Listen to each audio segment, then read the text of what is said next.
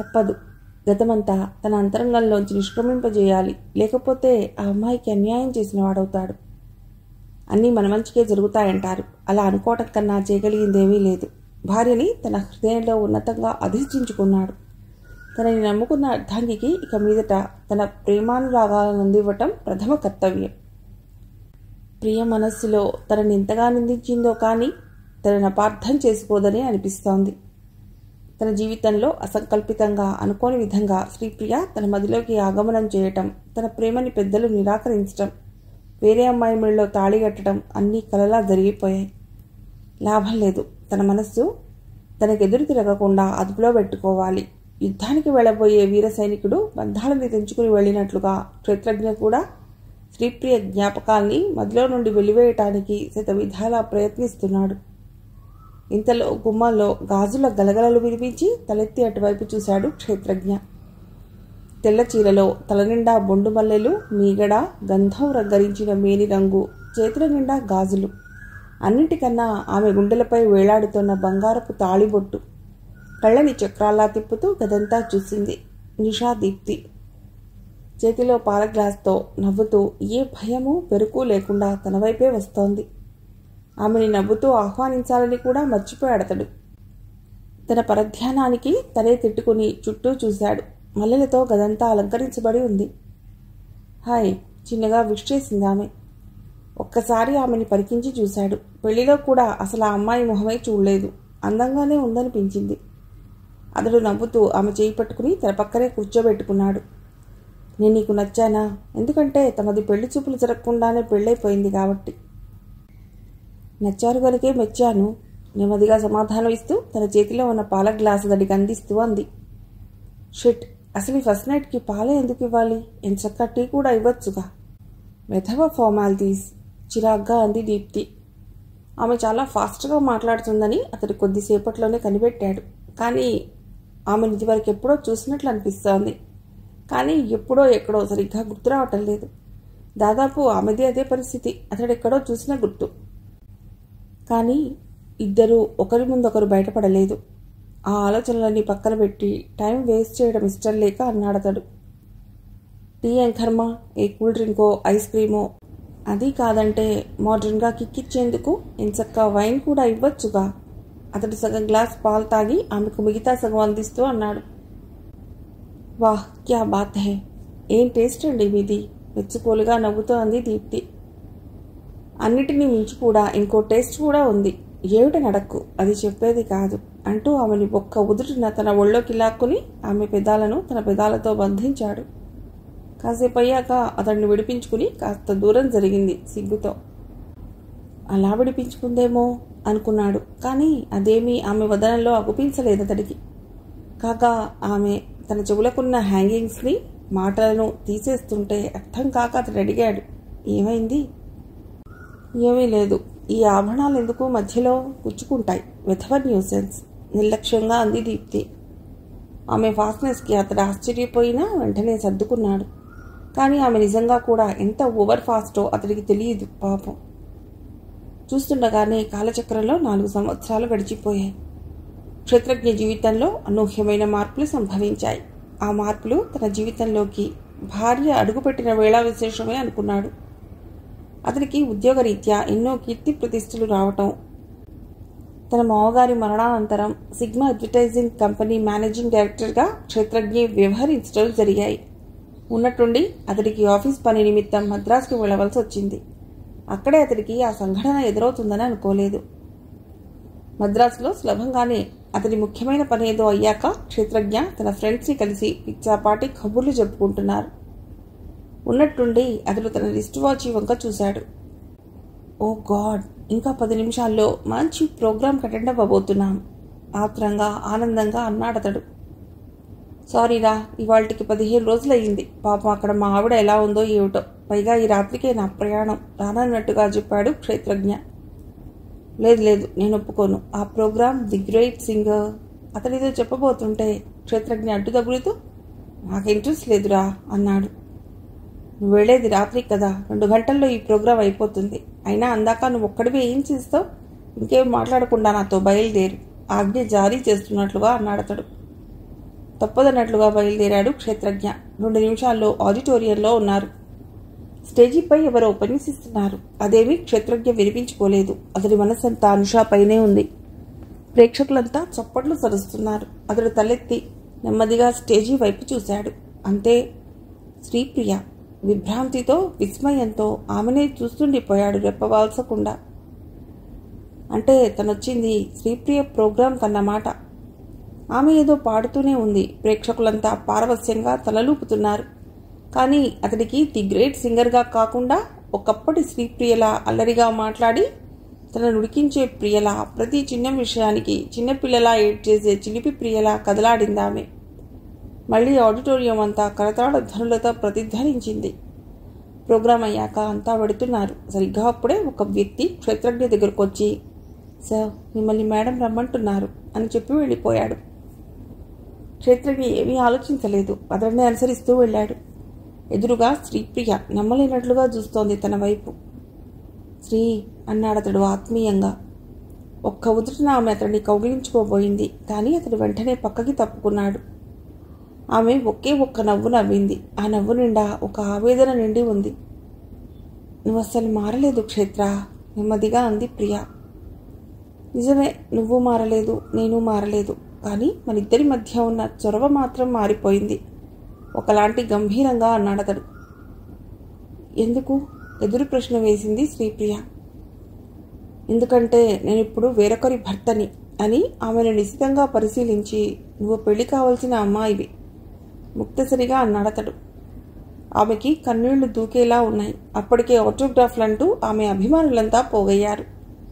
ఏమీ మాట్లాడకుండానే అతడు వెనుదిరిగా పోయాడు. క్షేత్రజ్ఞ పిలిచింది ప్రియ. ఏమిటన్నట్లు ప్రశ్నార్థకంగా చూశాడతడు. ఇదిగో నా విజిటింగ్ కార్డ్, ఒక్కసారి వీలు చూసుకుని. విజిటింగ్ కార్డ్ అతడికి అందిస్తూ అంది.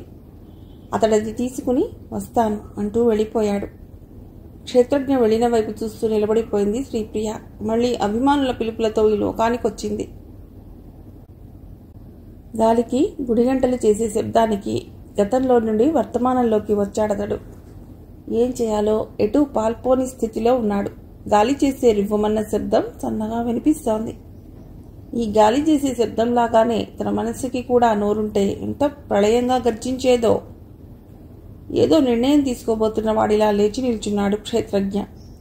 చుట్టూ కలిగి చూశాడు. అక్కడంతా చీకటిగా ఉన్నా గానీ ఏదో చెయ్యాలన్న జిజ్ఞాస అతడికి వెలుగులా అగుపించింది. అతడేమీ ఆలోచించక కదిలాడు. ఆ దిశన ఉన్నది మద్రాస్. ఏ జన్మనాటి బంధమో ఈ జన్మలో ప్రేమానుబంధమై మరువనంటున్న స్మృతుల కుసుమాలు సుడిగాలికి ఒక్కొక్కటి రాలుతున్నట్లుగా ఒక్కో జ్ఞాపకం కరిగి కన్నీటి బిందువై తన కొరకుల్లో నుండి జాలువారుతున్నాయి. ప్రేమ ఒక జీవితకాలానికి సరిపడా బాధని మిగిలిస్తోందన్నమాట మాత్రం నిజం. శ్రీప్రియ మదిలో ఆలోచనలు అస్తవ్యస్తంగా పేరుకుపోతున్నాయి. మార్పు. క్షేత్రజ్ఞలో ఎంతటి మార్పు! ఇంత ఇదిగా మనిషిలో మార్పు వస్తుందని తనెప్పుడూ ఊహించలేదు. అసలు ఎందుకు ఇలా మారిపోయాడు? అది కాలం వల్ల కలిగిన మార్పా? ఆహా, కాదు. అలా అనుకుంటే మరి తనెందుకు మారిపోలేదు? అతడికి పెళ్ళయిందన్న విషయం తెలిసి కూడా తనెందుకిలా ఇంకా ప్రేమను పెంచుకుంటోంది? ఒకప్పుడు తను 2 రోజులు కనిపించకపోయేసరికి అల్లాడిపోయే క్షేత్రజ్ఞ. ఈనాడిలా 4 సంవత్సరాల తర్వాత కలుసుకున్నాం. అది అనుకోకుండా. ఇన్నాళ్లకి చూసి కూడా అతడు ఏమాత్రం చలించలేదు. అతడు కనిపించకపోయినా బావుండు, కనిపించాడన్న అనుభూతి కూడా లేకుండా ఇలా బాధపడటం ఎంతవరకు సమంజసం? అసలు క్షేత్రజ్ఞ తనని నిజంగానే మర్చిపోయాడా, లేక నటిస్తున్నాడా? పోనీ ఏదో ఎంజాయ్ చేయడానికైనా తనతో ప్రేమిస్తున్నట్లు నటించాడనుకుంటే అది కాదు. ఎట్టి పరిస్థితుల్లో కానే కాదు.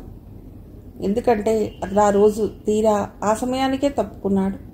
అక్కడే తెలిసిపోయింది అతడి మహోన్నత వ్యక్తిత్వం.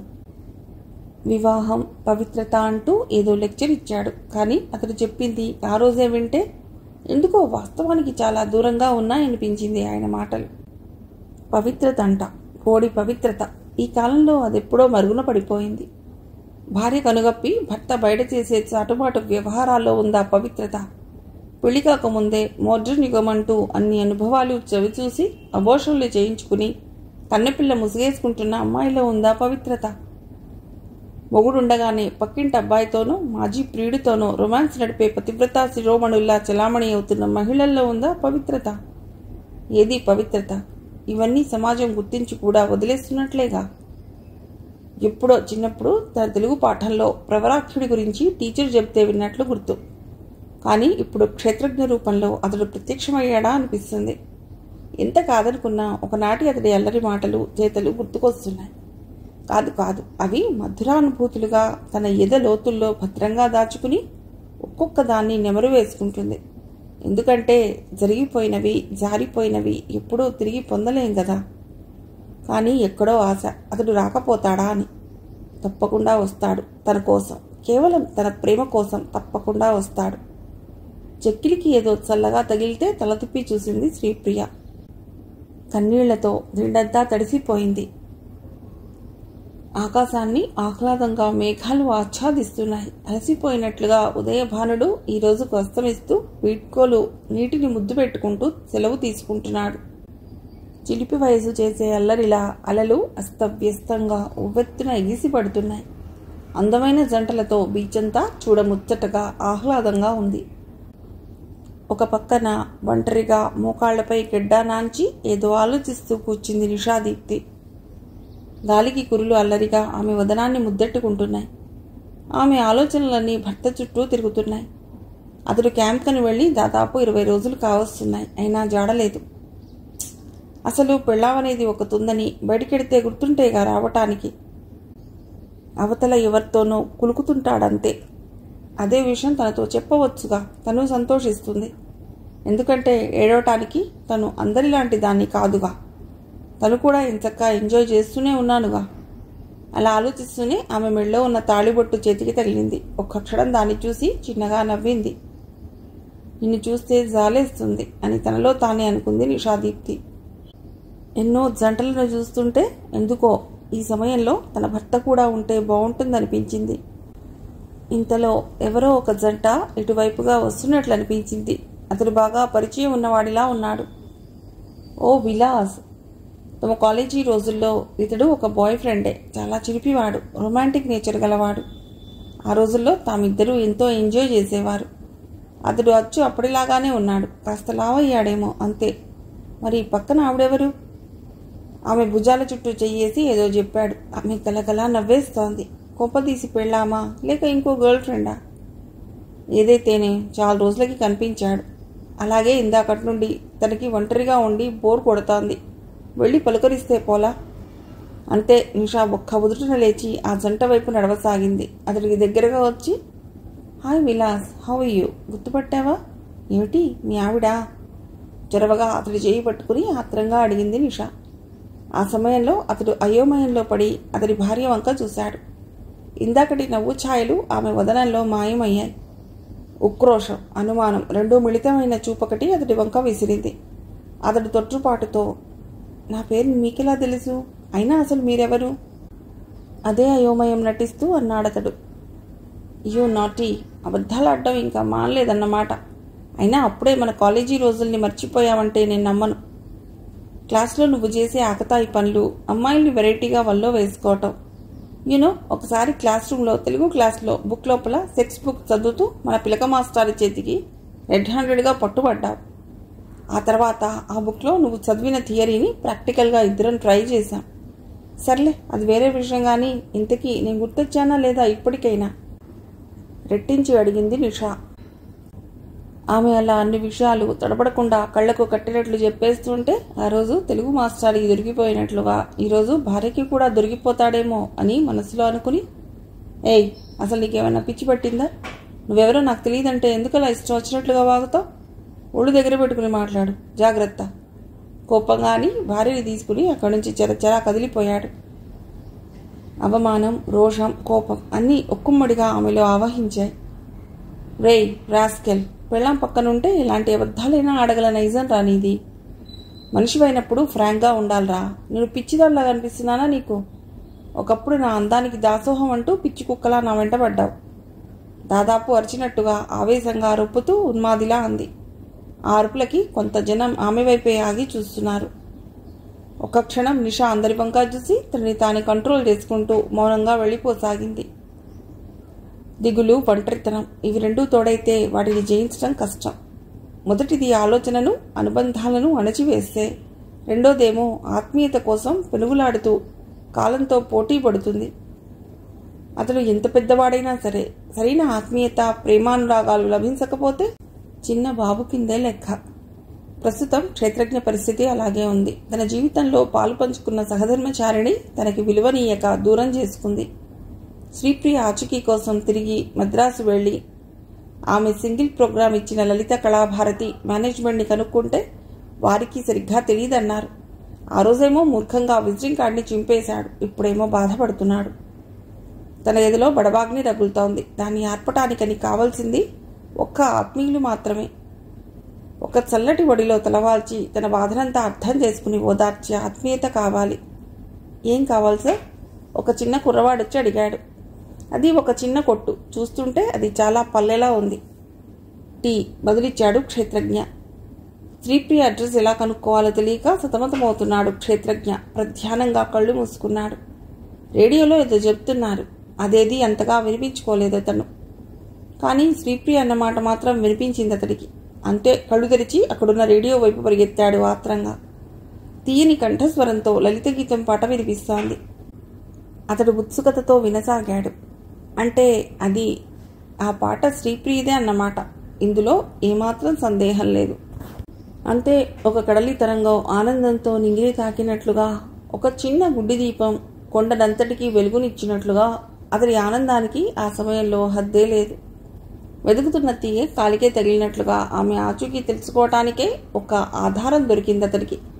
ఇక ఏమాత్రం ఆలస్యం చేయలేదు అతడు. వెంటనే బయలుదేరబోతుండగా, సార్ టీ, ఇందకటి కుర్రవాడు వినయంగా టీ తెచ్చాడు. క్షేత్రజ్ఞ నవ్వుతూ తన జేబులో నుండి ఒక 50 రూపాయల నోటు తీసి ఆ కుర్రవాడి చేతిలో ఉంచాడు. సార్ ఇన్ని అని అయోమయంగా అతడేదో చెప్పబోయాడు. పర్వాలేదు ఉంచు అంటూ అదే చిరునవ్వుతో రేడియో స్టేషన్కి బయలుదేరాడు క్షేత్రజ్ఞ. ఆ కుర్రవాడు మాత్రం ఒక అద్భుతాన్ని చూస్తున్నట్లుగా కొయ్యబారిపోయాడు. 5 నిమిషాల క్రితం ఏదో పోగొట్టుకున్నవాడిలా దిగులుగా ఉండి మళ్ళీ అంతలోనే ఇలా సంతోషంగా చిందులు దొక్కుతూ బయటికెళ్ళిపోయాడేంటబ్బా అని మనసులో అనుకున్నాడా కుర్రవాడు. సాయంత్రం 6 గంటలు. ఆ కాలనీ అంతా చాలా నిశ్శబ్దంగా ఉంది. చూస్తుంటే అది పాష్ కాలనీ లాగానే ఉంది. బ్లాక్ గేట్ ఉన్న ఇంటి ముందు ఆగింది ఆటో. అందులో నుండి దిగాడు క్షేత్రజ్ఞ. చుట్టూ కలియ చూశాడు. అంతా చాలా ప్రశాంతంగా ఉంది. ఏదో తెలియని ఉద్విగ్నత. మెల్లిగా అడుగులేస్తూ గేట్ తీసి ఇంటి ఆవరణలోకి ప్రవేశించాడు క్షేత్రజ్ఞ. ఇరువైపులా క్రోటన్ మొక్కలు రకరకాలుగా ఉన్నాయి. ఇల్లు చిన్నగా కనిపిస్తున్నా చాలా ఆకర్షణీయంగా అనిపిస్తోంది. మనసులో దేవుణ్ణి ప్రార్థించుకుని కాలింగ్ బెల్ నొక్కాడు క్షేత్రజ్ఞ. 2 నిమిషాల తర్వాత తలుపు తెరుచుకుంది. ఆమెను చూడగానే నిరాశ, నిస్పృహ, నిస్సత్వ అన్నీ కలిసి ఉక్కుమ్మడిగా అతన్ని ఆవహించాయి. ఎంతో కష్టపడి రేడియో స్టేషన్కి వెళ్ళి ప్రియ ఆచూకీ తెలుసుకుని వచ్చాడు. కానీ ఇప్పుడు జరిగిందేమిటి? దాదాపు 40 దాటిన ఒక ఆవిడ తనకెదురుగా ఆ ఇంట్లో ప్రత్యక్షమైంది. హౌస్ నెంబర్ చూశాడు. కరెక్ట్గానే ఉంది. ఎవరు కావాలయ్యా? తెలంగాణ యాసతో ఒకలా అందావిడ. శ్రీప్రియ, సింగర్. చెప్పొద్దనుకుంటూనే నిరాసక్తిగా చెప్పాడు క్షేత్రజ్ఞ. ఇదే ఇల్లండయ్యా, రండి అంటూ లోపలికి రానిచ్చింది. ఇంట్లో కడుగుపెట్టగానే ఒకలాంటి తృప్తి మనస్సంతా చుట్టేసింది. హాల్ అంతా చాలా నీట్గా ఉంది. ఎదురుగా శర్మగారి ఫోటో, పూర్ణమ్మల ఫోటోలకి పూలమాలలు వేసి ఉన్నాయి. అతని మనసు కాస్త బాధకి లోనయింది. అంటే ఇప్పుడు ప్రియ ఒంటరిదైపోయిందన్నమాట. వాల్కి ఒక గ్రీటింగ్ లామినేషన్ ఫ్రేమ్ కనబడింది. దాన్ని చూడగానే అతడి కళ్లల్లో ఆనందం తాలూకు సన్నటి నీటి తెర. ఎందుకంటే 5 సంవత్సరాల క్రితం ప్రియ బర్త్డేకి తనిచ్చిన గ్రీటింగ్ కార్డ్ అది. ఇంత భద్రంగా దాచింది. నిజంగా తనెంత అదృష్టవంతుడు. తనింకా ప్రియచే ప్రేమించబడటం ఒక అద్భుతం. అట్టా కూర్చోండి బాబు, ఆవిడ క్షేత్రజ్ఞతో అంది సోఫాని చూపిస్తూ. శ్రీప్రియ లేదా? అసహనంగా కూర్చుంటూ అడిగాడు. అమ్మాయి గారు స్నానం చేస్తున్నారండి చెప్పింది. అమ్మయ్య అంటూ తేలిగ్గా ఊపిరి పీల్చుకున్నాడు. మొత్తానికి కరెక్ట్ అడ్రస్కే వచ్చాడు. తనని చూసి ఎలా ఫీల్ అవుతుందో, అసలు మాట్లాడుతుందో లేదో. ఎందుకంటే మొన్న ప్రోగ్రాంకి వెళ్ళినప్పుడు తను చాలా తలవిరుసుగా బిహేవ్ చేశాడు.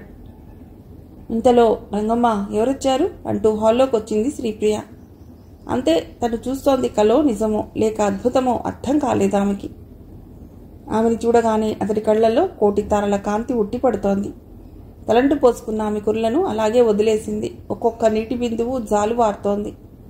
అప్పుడే కడిగిన ముత్యంలా ఉంది. గ్రీన్ కలర్ కాటన్ చీరలో చాలా స్నిగ్ధంగా ఉంది.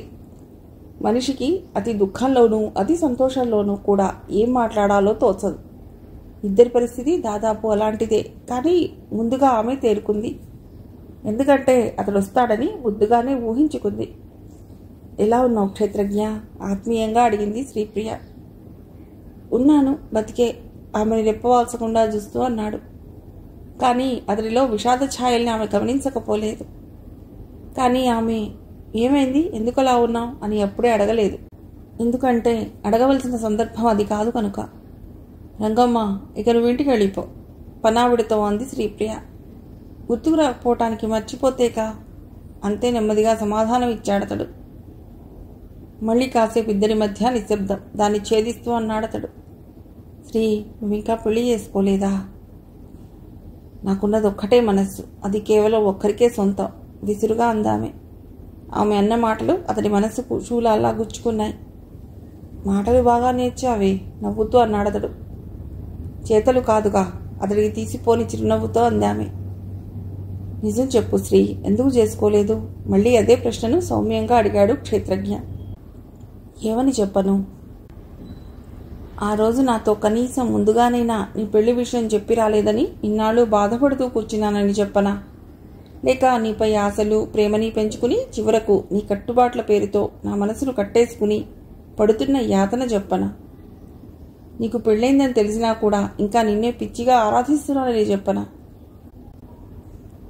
లేక మొన్న మద్రాసులో నువ్వు చేసిన హితబోధని నెమరవేసుకుంటూ ఏడవలేక నవ్వుతున్నానని చెప్పనా? ఆవేశంగా రొప్పుతోంది శ్రీప్రియ. అప్రయత్నంగానే కన్నీళ్లు రాలుతున్నాయి. అతడు వాక్కైపోయాడు.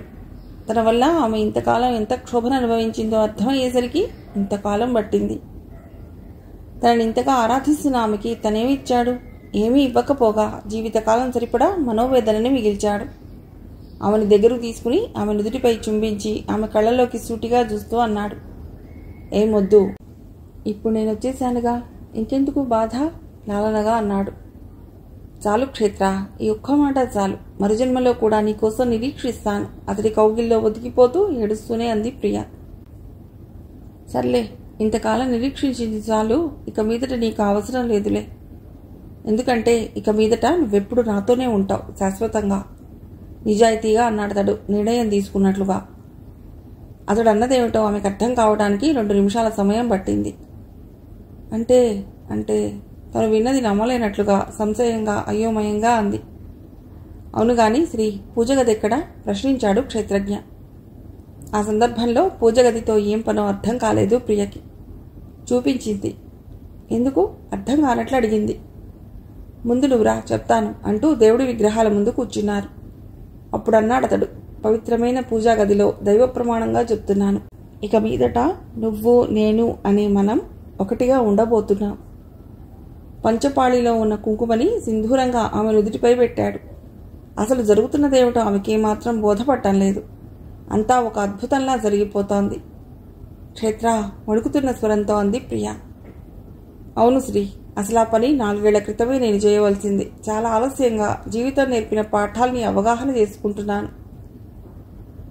అనుభవం మీద తెలిసొచ్చింది. నన్ను ప్రేమించిన నిన్ను దూరం చేసుకుని నేనేమి కోల్పోయానో తెలుసుకునేసరికి ఇదిగో ఇలా అయ్యాను, ఆవేదనగా అన్నాడు క్షేత్రజ్ఞ.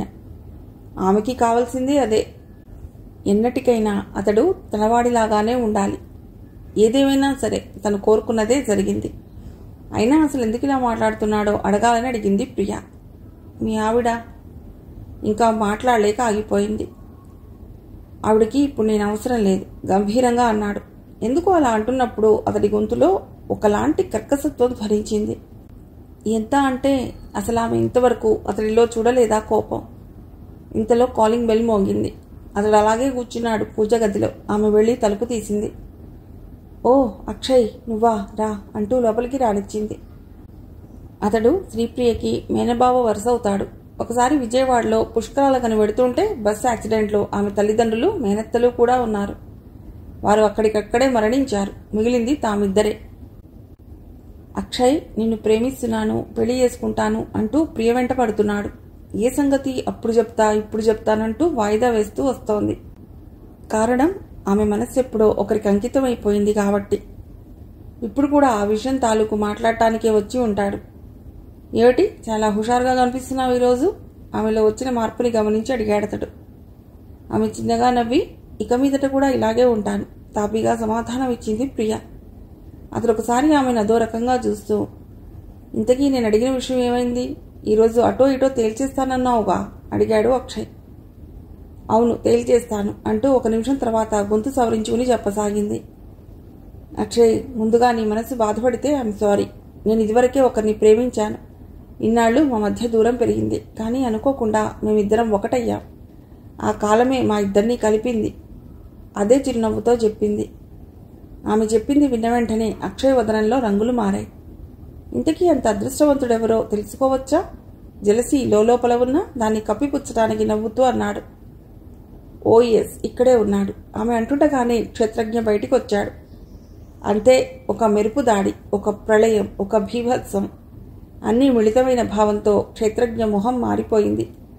క్షేత్రజ్ఞని చూడగానే అక్షయ్లో సన్నటి వణుకు, భయం చోటు చేసుకున్నాయి. అప్రయత్నంగా ముచ్చెముటలను తన కర్చీఫ్తో అద్దుకున్నాడు. వాళ్ళిద్దరినీ చూసి ముందుగా తేరుకుంది శ్రీప్రియ. అదేమిటి ఇద్దరలా మొహాలు తేలేశారు? మీకు ఇంతకు ముందే పరిచయం ఉందా? అమాయకంగా ఇద్దరినీ అడిగింది ప్రియ. పెద్దగా పరిచయం లేకపోయినా చూశాను ఇంతకు ముందు, కర్కశంగా అన్నాడు క్షేత్రజ్ఞ. అక్షయ్, నేను చెప్పలేదు, ఈయనే క్షేత్రజ్ఞ పరిచయం చేసింది. హలో తొట్టుపాటుతో విష్ చేశాడు అక్షయ్. ఏదో తప్పు చేసిన భావం అతడి అణువణువులో స్పష్టంగా తెలుస్తోంది క్షేత్రజ్ఞకి. ఇంకా అక్కడ వాళ్ల మధ్య నిలవలేక అక్కడి నుంచి వెళ్ళిపోయాడు అక్షయ్. అతడు వెళ్లిన వైపే చూస్తూ సోఫాలో వెనక్కి వాలి కళ్ళు మూసుకున్నాడు. ఆ రోజు తన ఇంట్లో తన భార్యతో రొమాన్స్ చేస్తున్నప్పుడు అక్షయ్ తన కంట్లో పడ్డం, తనని అతడు గమనించి కూడా చలించకపోవటం అన్నీ తన కళ్ళకి కట్టినట్లుగా కనిపించసాగాయి. ఏ క్షేత్ర, ఏమిటది? అతడి భుజాన్ని కదుపుతూ అంది ప్రియ. అబ్బే ఏం లేదు అంటూ నసిగాడు. అచ్చరే గాని అక్షయ్ నీకెలా తెలుసు అడిగాడతడు. జరిగిందంతా చెప్పిందామె. మరి నీకెలా తెలుసు? ఎదురు ప్రశ్న వేసిందామె. ఏం చెప్పాలో క్షణంసేపు అర్థం కాలేదు అతడికి. తేరుకుని బిజినెస్ పని మీద ఒకసారి మా ఆఫీస్కి వచ్చాడు, క్యాజువల్గా చెప్పాడు. మనసు మహోన్నత శిఖరాన్ని అధిరోహించి అంతలోనే పట్టుదప్పి దిగంతాల లోయలో పడిపోయి అంధకారంలో కొట్టుమిట్టాడుతున్నప్పుడు తెలుస్తుంది ఒంటరితనం అంటే ఏమిటో. దాని ప్రభావం ఎంత దారుణంగా ఉంటుందో అనుభవిస్తుంటే అవగతమవుతోంది. ప్రస్తుతం నిషాదీప్తి పరిస్థితి అలాగే ఉంది. భర్త ఇంటి నుండి వెళ్లి దాదాపు 4 రోజులు దాటింది. ఆ రోజు బీచ్లో విలాస్ చేసిన అవమానం అన్నీ కలిసి ఒంటరితనం తన మదిని పెనుభూతంలా వెంటాడుతోంది. అప్పుడు గుర్తొచ్చాడు భర్త. తనకేమాత్రం ఒంట్లో బాలేకున్నా అతడే విలవిల్లాడిపోయేవాడు. అతడితో తను ముభావంగా ఉన్నప్పటికీ అదేమీ పట్టించుకోకుండా సర్దుకుపోయేవాడు. ఎప్పుడైనా తలబిరుసుతో వంట చేయకపోతే అతడే చేసి మరీ తినిపించేవాడు. ఇవన్నీ కాదు, అన్నింటినీ మించి అతడి ప్రేమ, ఆదరణ అన్నీ గుర్తొచ్చాయి. కానీ ఏం లాభం? ఏదో ఆలోచిస్తున్న నిషాకి ఆలోచనలకి తెరవేస్తున్నట్లుగా తలుపునెవరో తడుతున్నట్లు అనిపించింది. అతడు తప్పకుండా భర్తే అయి ఉంటాడు. సంతోషంతో ఒక్క ఉదుటిన వెళ్లి తలుపు తీసింది. అతన్ని చూడగానే ఆశ్చర్యంతో ఆమె కొయ్యబారిపోయింది. హలో జేమ్స్ బాండ్, ఏంటి నన్ను లోపలికి రానియవా అంటూ చొరవగా ఆమెని పక్కకి తొలగిస్తూ లోపలికి వచ్చాడు విలాస్. ఎందుకొచ్చావు? కటువుగా ప్రశ్నించింది నిషా. రాకుండా ఎలా ఉండగలను? విలాసంగా నవ్వుతూ అన్నాడతడు. అబ్బా, నీ అడ్రస్ ఎంత కష్టపడి తెలుసుకున్నాను అడగవే అన్నాడతడు. నాకనవసరం, రోషంగా అందామె. ఓ, ఇంకా కోపం పోలేదా డియర్? ఏం చేయను, ఆ రోజు నా పక్కన నా భార్య. ఆమె ముందు నువ్వలా అన్నీ చెప్తుంటే, అబద్ధం చెప్పకుంటే నా భార్య సత్యభామ లెవెల్లో కోపంతో చిందులు దొక్కేది. సంజాయిషి ఇచ్చాడతడు. నీ భార్య కోపం వస్తే మధ్యలో నాకేమిటి? ఉక్రోషంగా అంది. ఎంత మాట! ఆమెకు కోపం వస్తే నా పని కాస్త హరి. ఎందుకంటే ఎంతైనా ఆమె నా అర్థాంగి కదా. ఆమె బాధపడితే నేను చూడలేను. అందుకే ఇలాంటి వ్యవహారాలు చాటుబాటుగా గుట్టుచప్పుడు కాకుండా జరగాలి. పోనీలే, ఆ సోదంతా ఇప్పుడెందుకు గాని, ఇప్పుడు విషయం గురించి మాట్లాడుకుందాం అంటూ ఆమెను దగ్గరకు లాక్కోబోయాడు. కానీ ఆమె అతడి చేతికి అందలేదు. అంటే పెళ్ళాంకో నీతి, నాకో నీతి.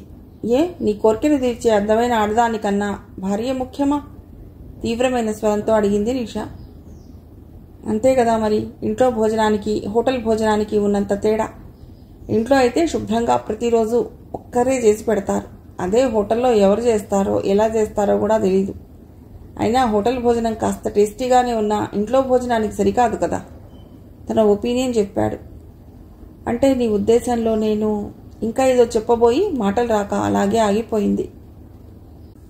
అబ్బా, ఇంకా అన్ని మాటలు నాతో ఎందుకు చెప్పిస్తున్నావు డియర్? బైది బై, ఆయన ఏడి? కొంపదీసి మళ్ళీ క్యాంపుకి పంపించావా ఏంటి? పోనీలే, మనకి అవకాశం ఇచ్చినందుకు ఆయనకి థ్యాంక్స్. ఒకలాంటి హేళన ధరించింది విలాస్ గొంతులో. ఆమెలో సహనం పూర్తిగా నశించింది. భర్త గురించి హేళనగా మాట్లాడితే ఏ ఆడది సహించి భరించలేదు. Rascal, get out! ఉన్మాదిలా గట్టిగా అరిచింది. విలాస్ ఆమెను చూసి అవాక్కయ్యాడు. కోపంలో ఆమె కళ్ళు చింతనిప్పుల్లా మారాయి. ఆవేశంతో వణికిపోతూ అంది. భార్యని ఓ పక్క ఎనలేని ప్రేమానురాగాలున్నట్లు నటిస్తూ మరోపక్క వేరే ఆడదాని కోసం అరులు చాచేంతటి అవకాశవాది కాదురా నా భర్త. ఆయన కేవలం నా భర్త. Yes, I can prove it, ఆవేశంతో అంది. ఓహో, భర్త పట్ల ఏమి ప్రేమ, ఎంతటి గౌరవం! గ్రేట్. ఆయన బయటికి వెళ్ళగానే నీ మాజీ బాయ్ ఫ్రెండ్స్తో వెరైటీ అంటూ ఎంజాయ్ చేస్తూ విచ్చలవిడిగా ప్రవర్తించే నువ్వు ఇలా మాట్లాడుతుంటే దయ్యాలు వేదాలు వల్లించినట్లుగా ఉంది. నిజమే, నీ భర్త మంచితనమే నిన్ను ఈ విధంగా హద్దు అదుపు లేనిదానిలా తయారు చేసింది. ఇన్నాళ్ళు నిన్ను భరించినందుకు అతన్ని అభినందించాలి. ఇంకో విషయం, మగవాడెప్పుడు మగవాడే. ఏ ఆడదైనా ఏరి కోరి పిలిస్తే రాకపోవటానికి అతడేమీ దద్దమ్మ కాదు. నా భార్య నీకు సరిపడా దేనిలోనూ తీసిపోలేదు. నువ్వు రమ్మని ఆహ్వానించినప్పుడు రాకపోయినట్లయితే అది నా మగతనానికి సవాల్గా మారుండేది. వస్తాను. ఉక్రోషంగాని చరచరా బయటికి నడిచాడు. అతడి మాటలు తనని చెన్నాకోల్తో కొట్టినట్లయింది. ఇప్పుడు తనకి ఏడుపు కూడా రావటం లేదు. కారణం, ఆమె మనస్సు ఇప్పుడు బండబారిపోయింది. మనని ప్రేమించే వ్యక్తి యొక్క విలువేమిటో ఆ వ్యక్తి దూరమైనప్పుడే తెలుస్తుంది. తీరా ఆ విలువేమిటో తెలుసుకునేసరికి జీవితంలో మనం ఏం కోల్పోయామో కూడా తెలుస్తుంది. సరిగ్గా నిషాదీప్తి కూడా అదే దుస్థితిలో ఉంది. ఏం చేయాలో పాల్పోవటం లేదు. కనీసం ఎవరితోనైనా చెప్పాలనుకున్నా కూడా ఏమని చెప్తుంది? పదే పదే విలాసన్న మాటలే గుర్తుకొస్తున్నాయి. తననింత నీచానికి దిగజార్చినట్టుగా మాట్లాడాడు. మగాడంట, బోడి మగాడు. ఇలాంటి మాటలు మాట్లాడితేనే ఒళ్ళు మండుతుంది. అయినా అందరిలాంటి వాళ్ళు ఉండరనే విషయం చాలా ఆలస్యంగా గ్రహించింది తను. అవును మరి, తనలాంటి భర్తలు ఉండబట్టే కదా ఆడదానికి కాస్తైనా విలువ ఉంటుంది. నిజంగా తనెంత అదృష్టవంతురాలు. అది సరే గాని తను చేసిన తప్పుల్ని అతడు క్షమిస్తాడా? ఏమో, లేకపోతే తన్ని తగలేస్తాడా? చచా, అతడు లాంటి వాడు కాదు. ఈ 4 సంవత్సరాల వైవాహిక జీవితంలో తనకి తెలిసినంత వరకు తన భర్త చాలా మంచివాడు. ఎంతగా అంటే మంచితనానికే సరికొత్త భాష్యం చెప్పేంతటి మహోన్నత వ్యక్తిత్వం గలవాడు. కానీ అంతటి మంచి వ్యక్తికి తనిచ్చిందేమిటి?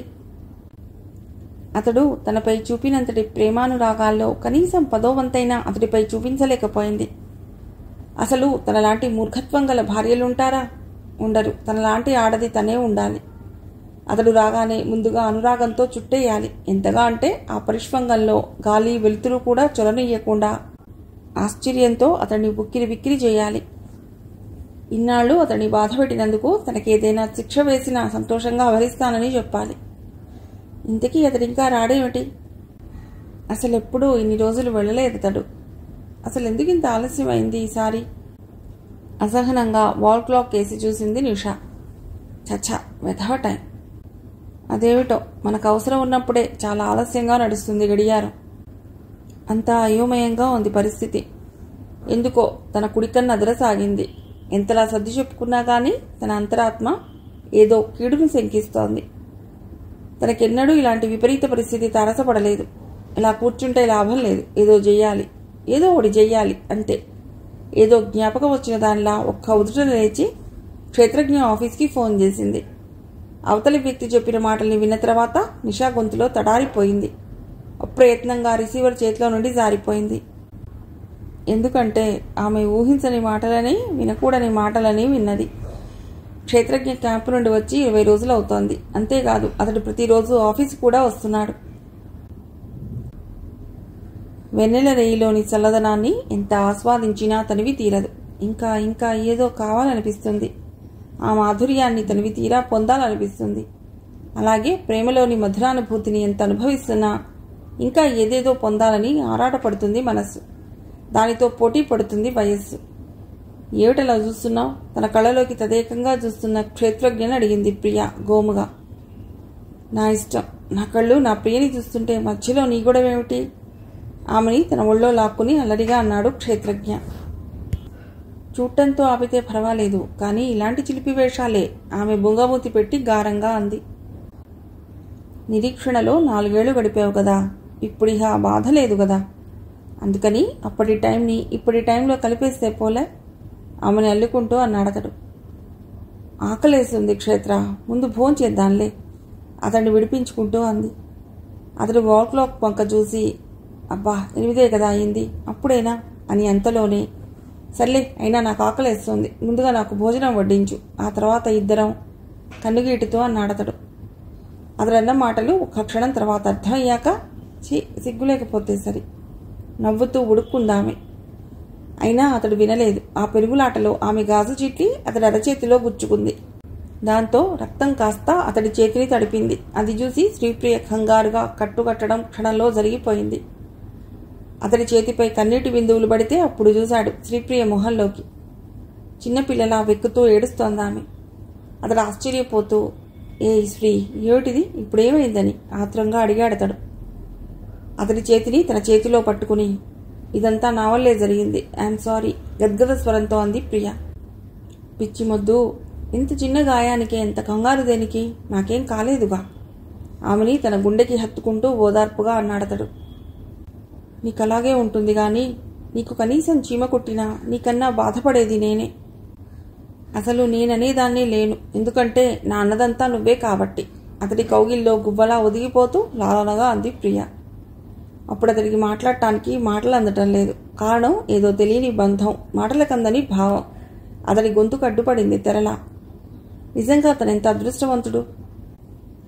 లేకపోతే ఇంతటి ఆత్మీయతానురాగాల్ని పొందడం అంటే అసలు ఇదంతా కల కాదు కదా. ఇన్నాళ్లుగా తన భార్యని అంతలా ప్రేమించాడే గాని ప్రేమించబడలేదు. కానీ ఇప్పుడు తెలుస్తోంది ప్రేమకున్న మహాత్మ్యం ఏమిటో. నిజానికి ప్రియ లేకపోతే తన ఈ పాటికి ఏమయ్యేవాడో.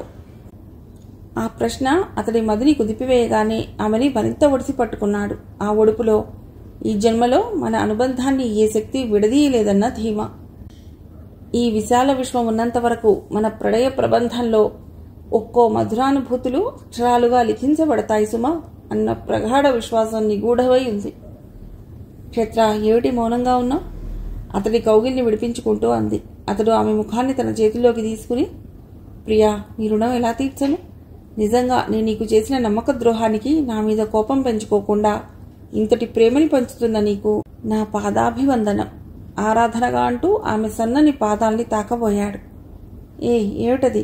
అతడి తన గుండెలకి హత్తుకుని అతడి నుదుటిపై ముద్దు పెట్టింది. క్షేత్ర, చిన్నపిల్లవాడు ఏదైనా తప్పు చేస్తే తల్లి మందలించి క్షమించేస్తుంది. అది మాతృప్రేమ.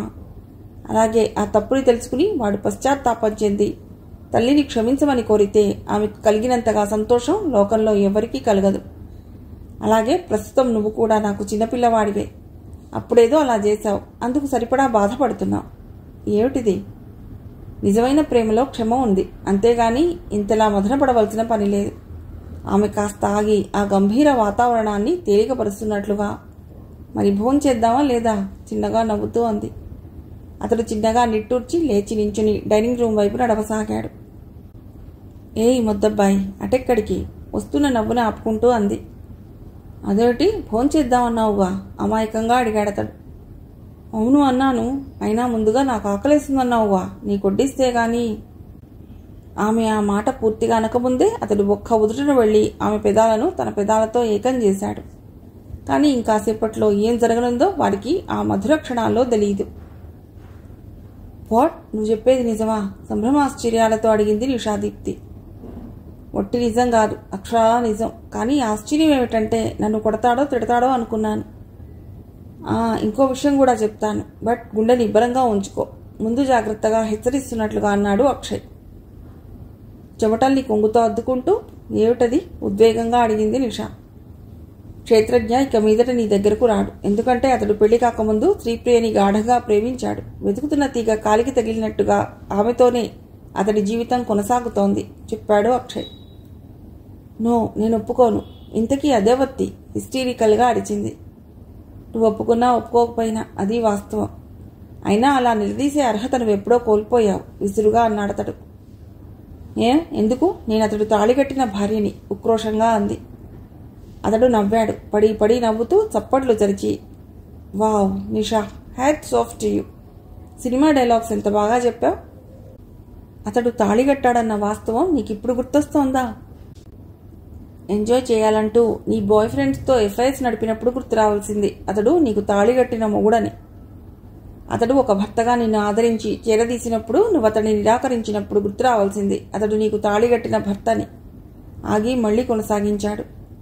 మొగాడెప్పుడు తుమ్మెద లాంటివాడు. ఆడదానిలో తనకు కావలసిన మకరందాన్ని దోచుకుని తుర్రుమంటాడు. అలా కాకుండా జీవితాంతం నాకు తోడుగా ఉండేది తాళిగట్టిన భర్త అని నువ్వు చాలా ఆలస్యంగా తెలుసుకున్నావు. అందరిలా వదిలించుకోవాలన్నా విడని బంధం అది. బట్ ఇదంతా నీ స్వయంకృత అపరాధం. చేతులు కాలాక ఆకులు పట్టుకుంటానంటే ప్రయోజనం లేదు హితోపదేశం చేస్తున్నట్లుగా చెప్పాడు అక్షయ్. Please stop it. ఇంకా చచ్చిన పావును ఎందుకు చంపుతావు? దయచేసి నన్ను ఆయన దగ్గరకు తీసుకువెళ్ళు ప్లీజ్, రోధిస్తూ ప్రాధేయపూర్వకంగా అంది నిషా. నిషా, నేను చెప్పేది విను. ఇప్పుడు నువ్వు వెళ్ళినా ప్రయోజనం లేదు ఈసడింపుగా అన్నాడతడు. ప్లీజ్ అక్షయ్, కాదనకు బతిమాలుతూ అంది నిషా. ఆమెని కాదనలేక సరేనన్నాడు. కిర్రుమన్న శబ్దంతో కారు పొట్టికోలో ఆగింది. కారులో నుండి దిగులుగా దిగింది నిషాదీప్తి. ఆ ఇంట్లోకి భారంగా అడుగులేసింది. ఉద్విగ్నతతో తన గుండె చప్పుడు తనకే స్పష్టంగా వినిపిస్తోంది. చిన్నగా మాటలు వినిపిస్తే పక్క గది వైపు చూసింది. తలుపు పూర్తిగా మూయనందున ధైర్యంతో తలుపు దగ్గరికి వెళ్లి చూసింది నిషా. అంతే, వేల మెరుపులు ఫళఫళమని తన మదిలో అడ్డుగోలుగా విరుచుకుపడుతోంటే ఆ దృశ్యం చూసి అవాక్కయ్యింది. ఆ రోజు అక్షయ్తో తను ఏ యాంగిల్లో ఉందో ఈరోజు తన భర్త కోగిల్లో ఆమె అదే యాంగిల్లో ఉంది.